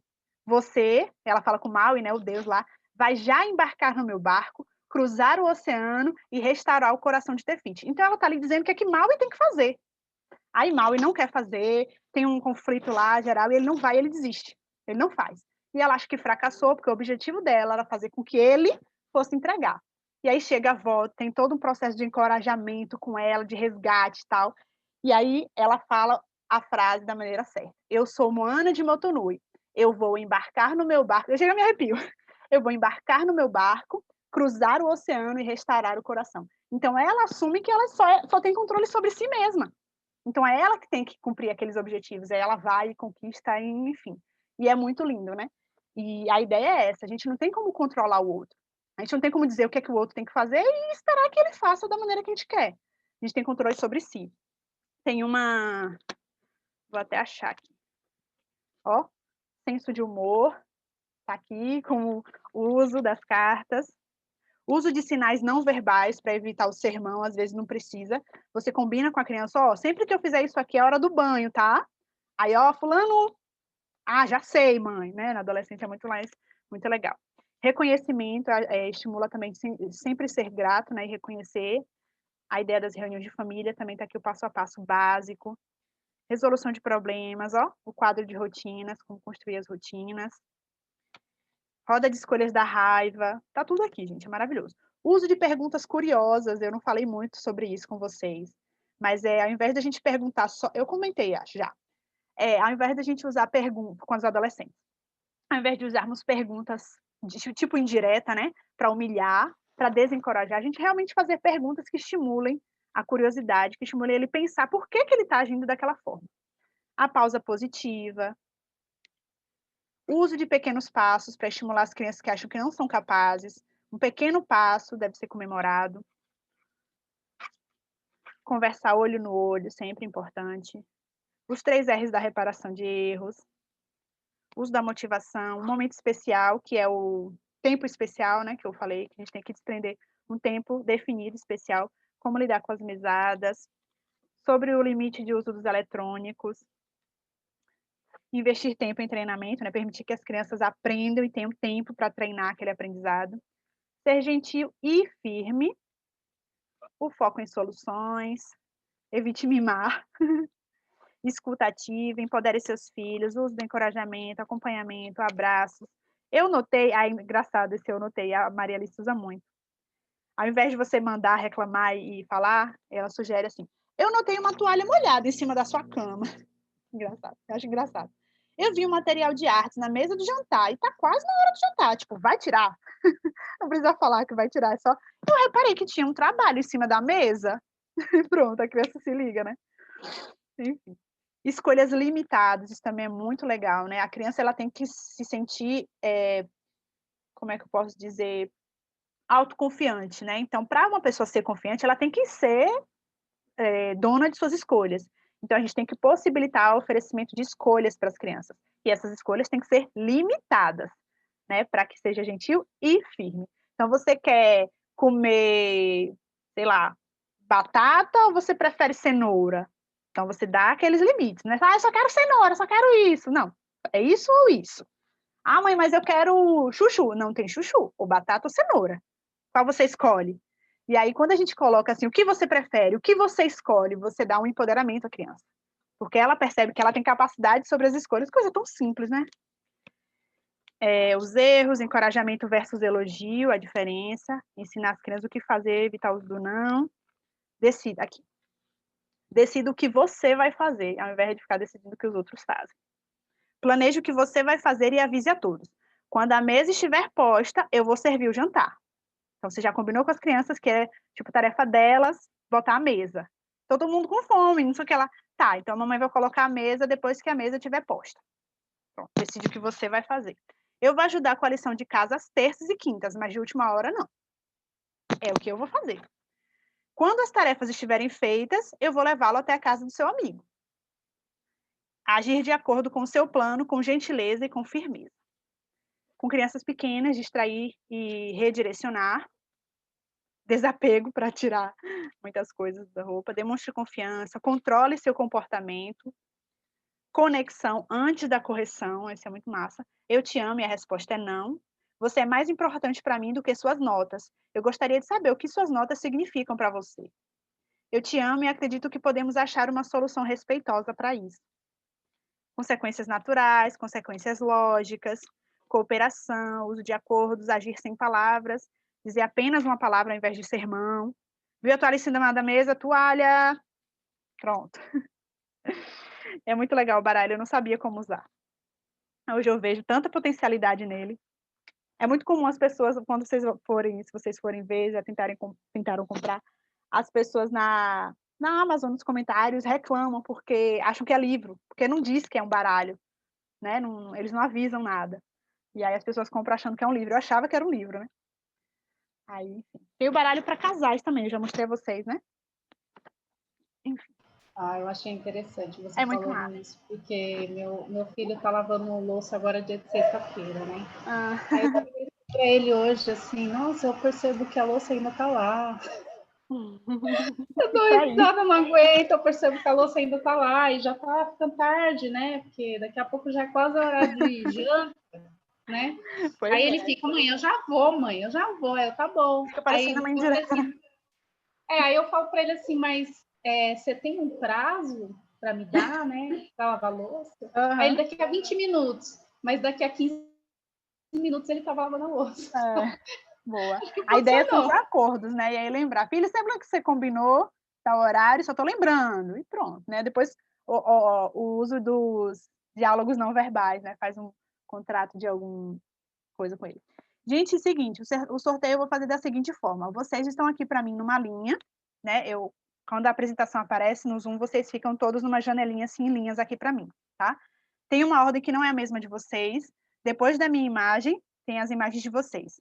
Eu vou dizendo para vocês quem está em cada situação e vou atribuir um número a partir dessa posição de vocês, certo? Número 1 é Luciene. Número 2 é Bárbara. Número 3 é a Michele. Número 4, Eliana. Número 5, Emily. E número 6, Andressa. Gente, tinham 10 pessoas inscritas, quase não. O povo não vem. Maluquice. Tá. Oi.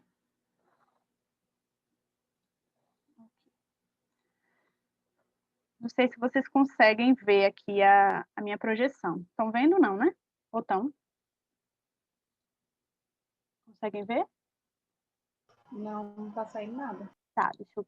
é porque eu parei de compartilhar. Gente, aqui tá chovendo horrores. Estou com medo de cair minha conexão. Relaxa, a gente está participando do sorteio. Pronto, agora vocês estão vendo, né? Agora número sim. Entre 1 e 6. Um pouquinho. Pronto, vamos lá. 3, Michele. Pronto, Mi, depois você me passa o endereço certinho que vai chegar para você, viu? Vamos voltar a apresentar. Olha, eu nunca ganho nada, hein? Não é a primeira vez. Nem me fale. Parabéns, você vai adorar. Você comentou que, né, tinha gostado. Cadê a apresentação, meu Deus do céu, aqui? É porque dizem que quando a gente faz psicologia e quando a gente sai da psicologia, a gente fica assim meio perdido. Para onde eu vou? Qual teoria seguir? Aí, às vezes, eu penso assim, eu acho que a teoria vai me puxar, sabe? Porque eu vou parar em janeiro, né? E aí, em fevereiro, eu vou começar a atender. E aí eu fico pensando nisso. Eu acho que a teoria escolhe a gente. A gente fica tão preocupada em escolher uma abordagem, né? Eu sabia que eu não queria essa daí de Carl Rogers, eu não gostava, esqueci o nome direto. E eu gostava muito de psicanálise, então eu queria psicanálise, estava focada em psicanálise. Só que aí, por uma coisa do destino, foi o destino. Eu amo. Não achei vaga no estágio de psicanálise, não tinha vaga. Não, aí eu tranquei um semestre, me atrasei um semestre na faculdade para poder pegar o estágio de psicanálise. No segundo estágio, não tinha vaga de novo, não sei por que me atrasei lá. Aí eu falei, vou para a segunda opção. Aí a segunda opção era sistêmica, né? Porque eu achava interessante a ideia. Hoje eu sou apaixonada pela sistêmica. A psicanálise ainda é meu negócio de algumas ideias. Acho válido. Faz muito sentido quando você vê na clínica, né, a situação, não tem como.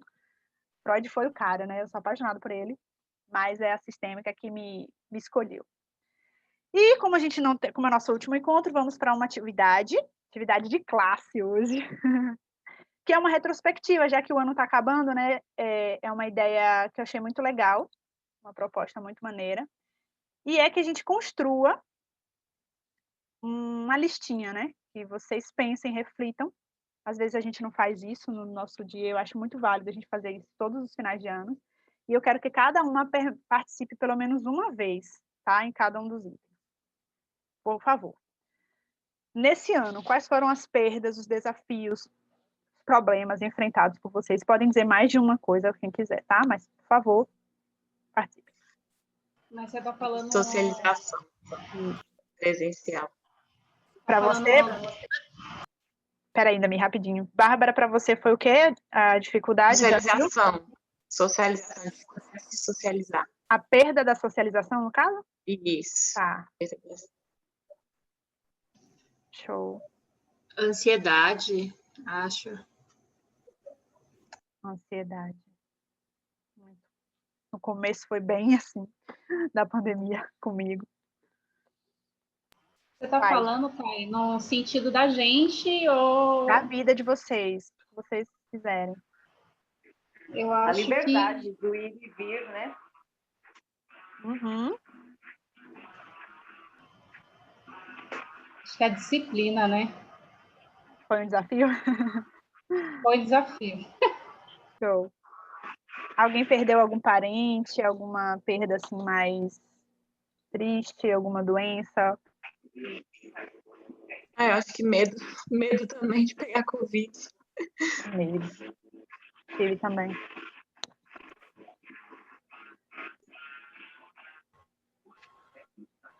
Eu pensei no isolamento também, que é próximo do que Bárbara falou. Perda da socialização, né? Isolamento. Eu dou aula, né, remotamente, então os desafios tecnológicos também. É verdade. Tive muitas colegas que sofreram com isso.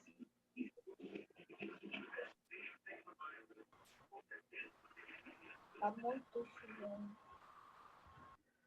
Quem? Alguém falou? Não ouvi.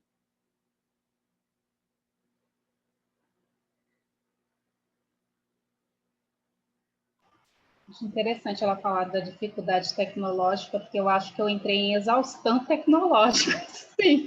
Porque teve um momento que eu falei, gente, eu não aguento mais ficar aqui olhando para a tela. É verdade.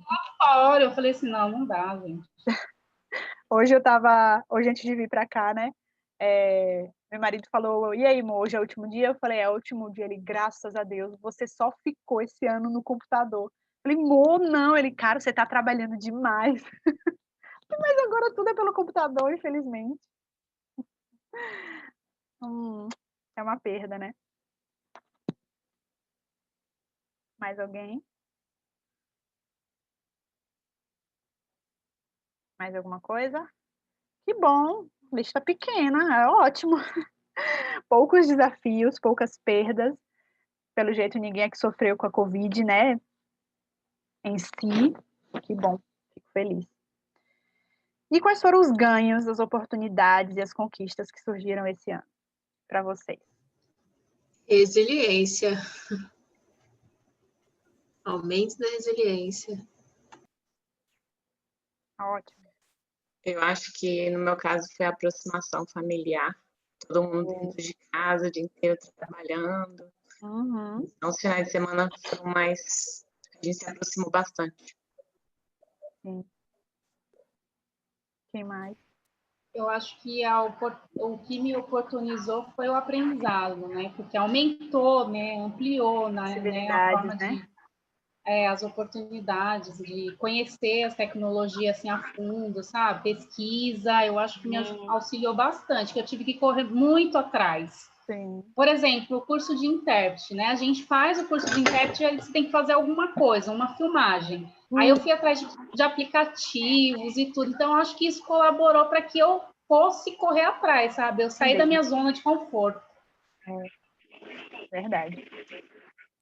Eu acho que a recuperação de alguns valores, né? Como família, amor, tempo, amigos, porque a gente fala que nunca tem tempo para nada, né? E aí agora todo não mundo serviu como querendo desculpa. ver o amigo, querendo ver a família, então acho que deu para repensar tudo muito nesses valores, né? Que estavam se perdendo, né? O valor da família, o amor, da amizade. Show.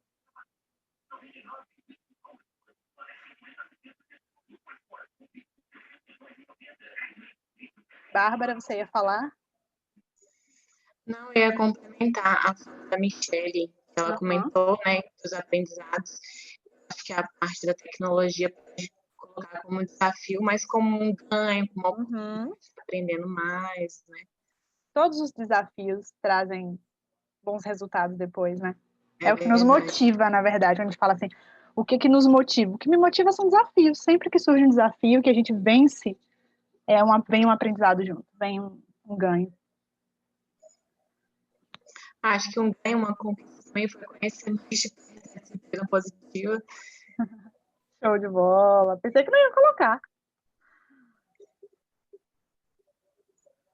Conhecer a disciplina positiva, excelente. O que mais? Alguém conseguiu um trabalho?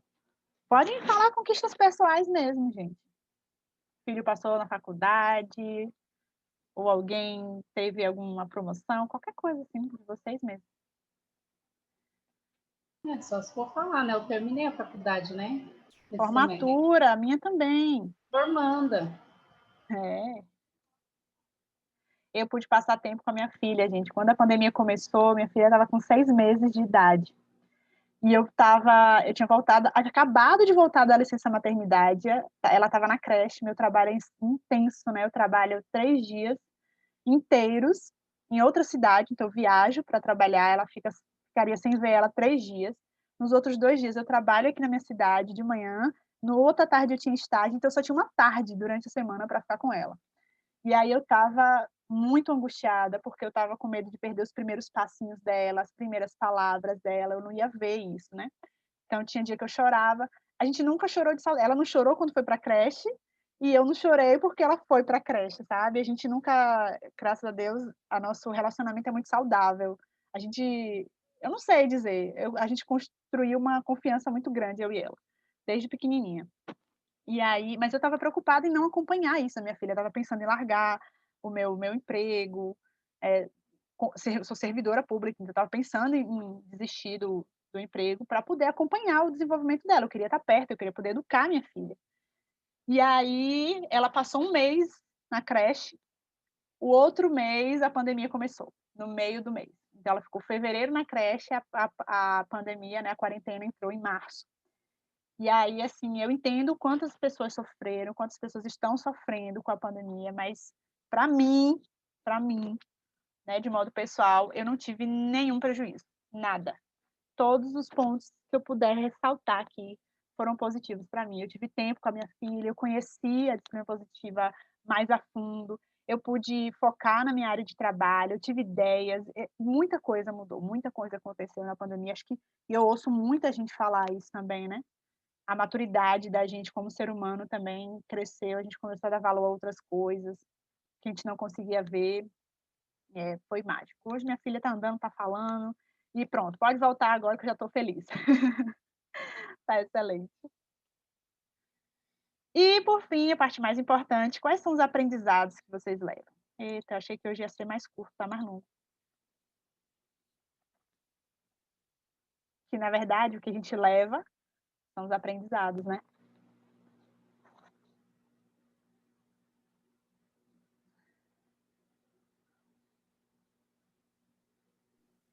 Eu diria que um sentimento de coletividade, solidariedade, né? De conexão entre todos de uma forma mais clara, assim. Perfeito.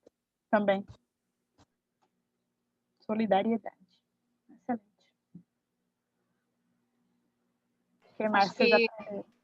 Acho que também dá valor, né, ao SUS, né? Sim. Acho que é um aprendizado muito grande da gente olhar para agora para o SUS, né, e ver realmente valorizar, né, isso que a gente tem. Porque a maioria das pessoas reclamam, né? A gente gosta muito de criticar, mas sempre que a gente precisa, no final das contas, funciona. Quem mais?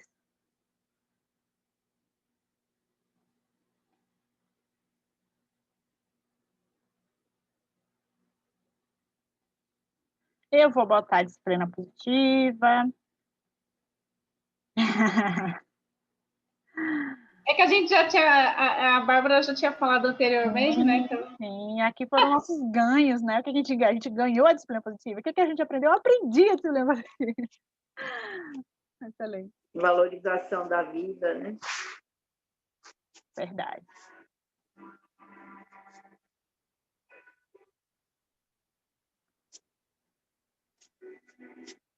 A gente aprendeu a importância da família. Foi o meu maior aprendizado. Não no meu sentido, né, pessoal, mas no sentido profissional mesmo. Consegui ver em muitos pontos a importância da família. Enfim, para a gente não se estender mais, reflitam, né? Eu gosto de fazer essa reflexão no final do ano, eu sempre tenho uma agenda, eu gosto de colocar sempre os ganhos que tiveram no ano. Acho que a gente começa o próximo ano de alma limpa, né? E pronto para botar em prática o que a gente aprendeu. E para finalizar, aqui já acaba, tá, gente? Calma. Tem esse vídeo que eu sou apaixonada, tá no meu site, uma frase tá no meu site, tem no meu Instagram. Não sei se vocês conhecem, mas se vocês não conhecem, vocês vão se apaixonar que nem eu. Deixa eu dar um play aqui. Que é um texto, né, de William Shakespeare, O Menestrel. Quem não conhece.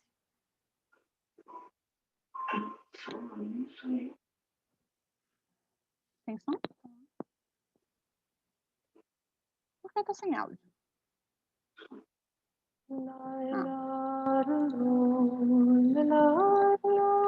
Você aprende.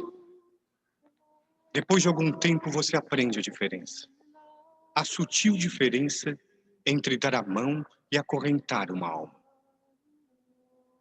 E você aprende que amar não significa apoiar-se, e que companhia nem sempre significa segurança.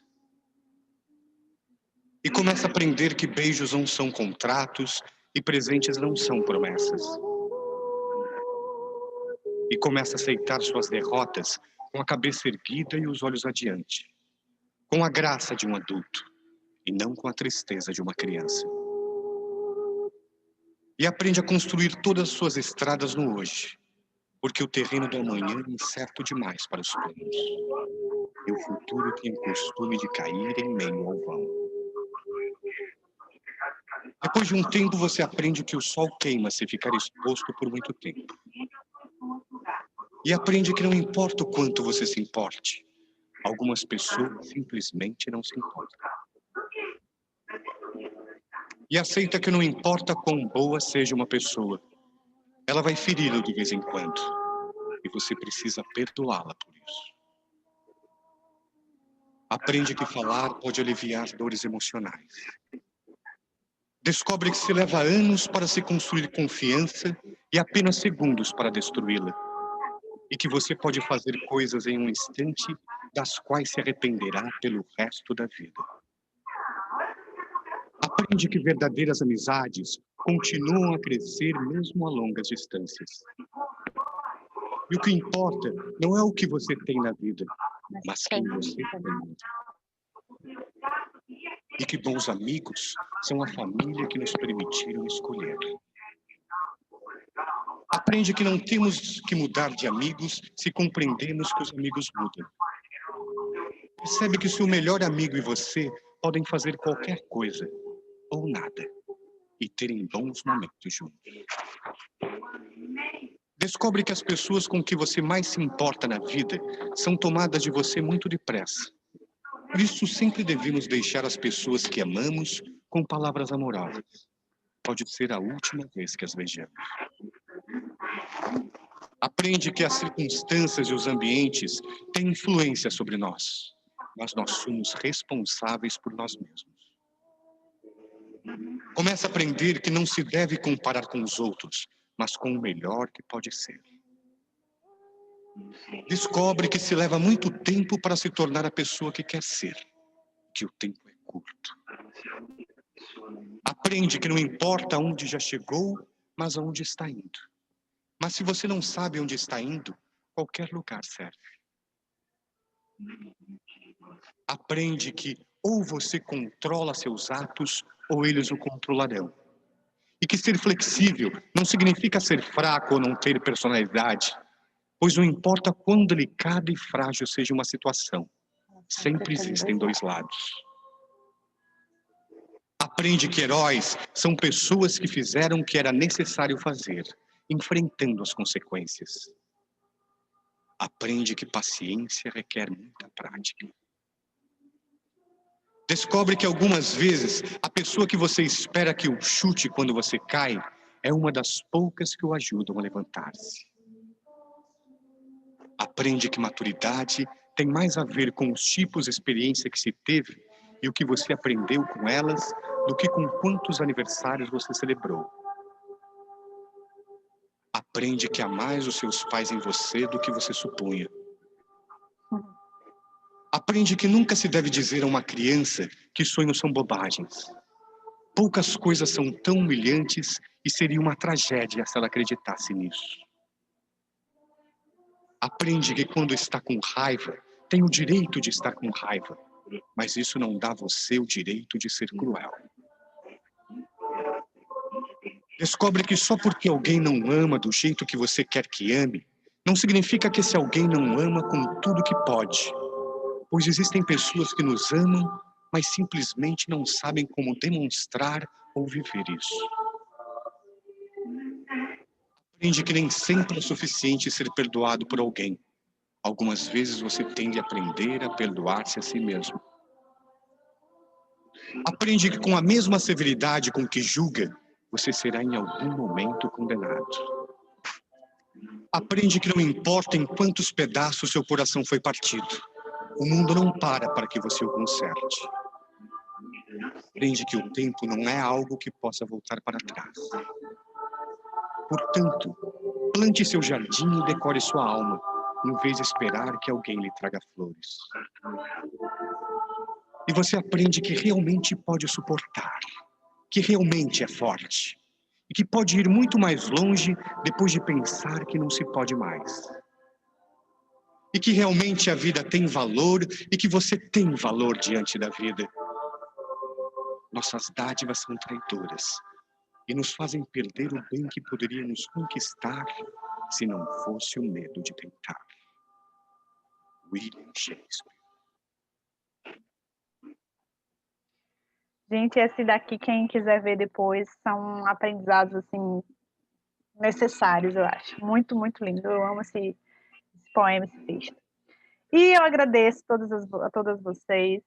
Muito, muito, muito, muito obrigada. Estou muito feliz. Espero que vocês tenham gostado. Visitem lá o site, deem uma sugestão, críticas, elogios, o que vocês esperavam que fosse diferente, o que vocês acham que foi bom, o que tem que melhorar, enfim, me ajudem aí nesse feedback. E uma frasezinha meio estranha, mas que eu escrevi para vocês, que o que vocês esperam em 2021 seja melhor do que o que você espera. Espero que vocês tenham gostado, que 2021 seja maravilhoso, tão quanto ou mais do que 2020. Tá? Muito obrigada, gente. Qualquer dúvida, estou à disposição no WhatsApp. Depois eu vou transferir vocês para um grupo que eu já tenho, que são de apaixonadas pela disciplina positiva, que são de outras ex-alunas, para a gente compilar todo mundo junto e divulgar informações, certo? Mas estaremos sempre próximas. Obrigada. Beijo. Vou colocar o PDF e a gravação lá no site, tá? Até a próxima. Ai, tudo. Obrigada, gente. Deixa eu ler aqui. De nada. Natal, feliz ano novo. Feliz Natal, feliz ano novo. Para vocês também, gente. Obrigada. Tchau. Tchau. Tchau, gente. Prazer.